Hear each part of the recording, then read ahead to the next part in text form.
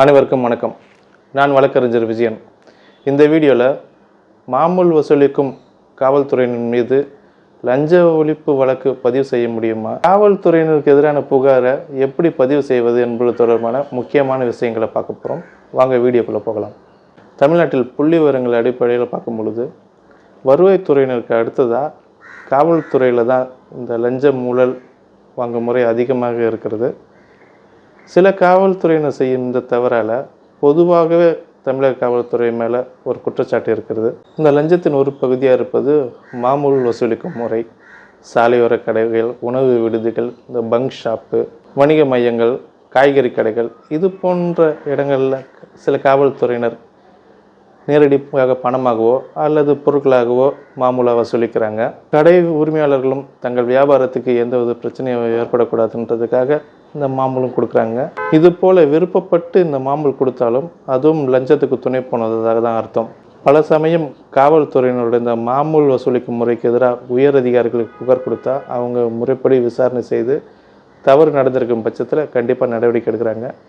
சில நேரம் எதிர்பார்த்த நடவடிக்கைகள் எடுப்பதில்லை. இது போன்ற சமயத்தில் மாமூல் வசூலிக்கும் காவல்துறையினருக்கு எதிராக லஞ்ச ஒழிப்பு வழக்கும் பதிவு செய்யலாம் என்று கடந்த 2019ஆம் ஆண்டு சென்னை உயர்நீதிமன்றத்தின் மதுரை கிளையில் Ramasamy versus state of Tamil Nadu என்ற வழக்கில் தீர்ப்பு கொடுத்துருக்காங்க.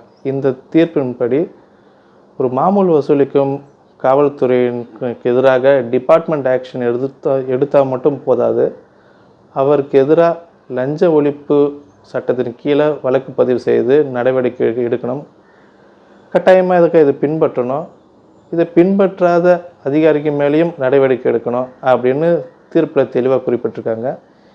இந்த தீர்ப்பை சென்னை உயர்நீதிமன்றம் கடந்த 2022ஆம் ஆண்டு குமரதாஸ் விசஸ் ஸ்டேட் ஆஃப் தமிழ்நாடு என்ற வழக்கிலும் உறுதி செஞ்சுருக்காங்க. இதன் பிரகாரம் மாமூல் வசூலிக்கும் காவல்துறையினருக்கு எதிராக டிபார்ட்மெண்ட் ஆக்ஷன் எடுக்கணும், லஞ்ச ஒழிப்பு வழக்கிலும் பதிவு செய்து நடவடிக்கை எடுக்கணும்.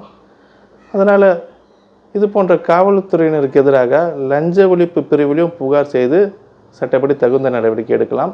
அதற்கு சட்ட பாதுகாப்பு உண்டு, சட்டத்தில் இடமும் உண்டு. அடுத்ததாக போலீஸார் மீது வழக்கு அதே போலீஸ்கிட்டே தாக்கல் செய்யலாமா, அவங்க நடவடிக்கை எடுப்பாங்களா அப்படின்ற ஒரு தயக்கம், பயம் எல்லாருக்கும் பொதுவாகவே இருக்குது.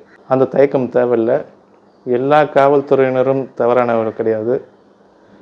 புகார் அளித்தால் கண்டிப்பாக பதிவு செய்து நடவடிக்கை எடுப்பாங்க. இருப்பினும் இந்திய உச்ச நீதிமன்றம் கடந்த 2006ஆம் ஆண்டு Prakash Singh versus union of India என்ற வழக்கின் தீர்ப்பின்படி தமிழ்நாட்டில் கடந்த 2019ஆம் ஆண்டிலிருந்து போலீஸ் கம்ப்ளைண்ட் அத்தாரிட்டி PCA என்ற அமைப்பு மாவட்ட அளவில் கலெக்டர் தலைமையிலும் மாநில அளவில் DGP தலைமையிலும் இயங்கி வருகிறது.